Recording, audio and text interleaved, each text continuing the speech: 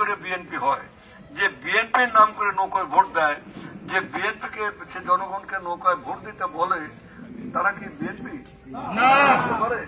হতে পারে না। বিএনপিকে এত ছোট দল, একটা ঠুনকো দল নাকি? 16 বছর ধরে এত অত্যাচার, নির্যাতন, এত গুম খুন, মানে এই 16 বছরে আমাদের মিটিং করতে দেয় নাই। 60 লক্ষ মামলা দিয়েছে আমাদের নেতা কর্মীদের বিরুদ্ধে, এবং 60 লক্ষ মামলা, যে সুপ্রিম কোর্টের যে মামলাগুলো আগাম জামিন হয়, তার সর্বোচ্চ মামলায় জামিন করেছি আমি এবং আমাদের চেম্বার থেকে আমি, আমার 2 ছেলে, তখন আইনজীবী, একজন এখন আইন পেশার থেকে বিচারপতি হয়ে যেতে, কিন্তু তার একজন মিথুন রায়চৌধুরী। এরা আমরা সারা মানে একেবারে দিন কোর্টে শুধু আমাদেরই মামলা, শুধু আমাদের মামলা, এইরকম মামলা সমস্ত খুলনা ডিভিশন, সমস্ত মানে ফরিদপুর ডিভিশন, বিভিন্ন জেলা, পদ্মার উপর সমস্ত মামলা। আমরা আমাদের গুরুত্বপূর্ণ নেতাদের সাথেও আমি কথা বলার সুযোগ পাইনি, নিরলস ভাবে, বিনা ফিতে, কোনো পয়সা করে না নিয়ে। একদিকে মামলা, অন্যদিকে সারা বাংলাদেশ আমাদের মানে করে বেড়ানো, এবং এত কিছু পরও, এত মামলা পরও কিন্তু একটা লোক বিএনপির থেকে যায় গেছে, কোন বিএনপি থেকে যায়। তাহলে ওই দালালগুলো আওয়ামী লীগের সুবিধাভোগী লোক।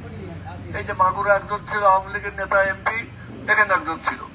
ওই যেগুলো মাগুরা এসে তারা ওই সবসময় ওই নেতার মানে ভোট দিচ্ছে, তাদের সাথে গুজর করে আমাদের লোকজনের বিরুদ্ধে মামলা মোকদ্দমা দিচ্ছে। ওই সাইলকে যারা, তারা আমাদের লোকের বিরুদ্ধে মামলা দিচ্ছে। মোহাম্মদরা যারা আমাদের লোকের বিরুদ্ধে মামলা দিচ্ছে। এরা হচ্ছে আওয়ামী পুনর্বাসন নেই, এরা নিজেরাই আওয়ামী লীগ, কিন্তু আওয়ামী লীগের ওরা কোনো ওদের কোনো জাত নাই, স্ত্রীলিঙ্গও না, পুরুষ লিঙ্গও না,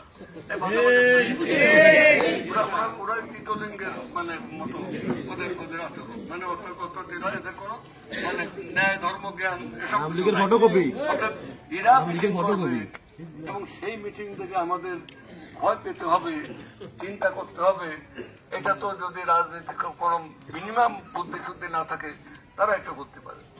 কমিটি এক সময় বাণিজ্য করে বিভিন্ন জায়গার লোক এসে যেতে পারে। আমার একবার ছাত্র দলের একজন সেক্রেটারি হবে বলে একেবারে 2 পায়ে জড়ায় ধরল। আমি ক্ষমা না, আমি তো জানতাম না তার সম্পর্কে। আমি জেলা বিএনপি ছাত্র দলের সেক্রেটারি। তখন আমি যা বলেছি সবগুলো আমার কথা মতো। তার যে সমস্ত ভিডিও দেখি এখন, তার যে সমস্ত কার্যকলাপ দেখি, তার যে সমস্ত মানে সেটা আপনারা নিজেরা জানেন। তাহলে ভুল আমিও করেছি।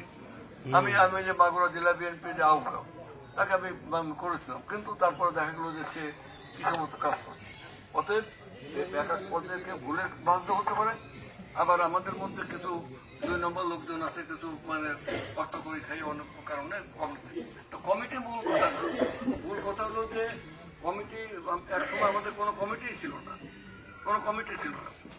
আমি বলেছিলাম যে আমি বিকল্প কমিটি, তোমাদের কোনো চিন্তা কেমন নাই, কারণ আমি তো পার্টির ভাইস চেয়ারম্যান। বিকল্প কমিটি সেটা হয়েছে সেভাবে।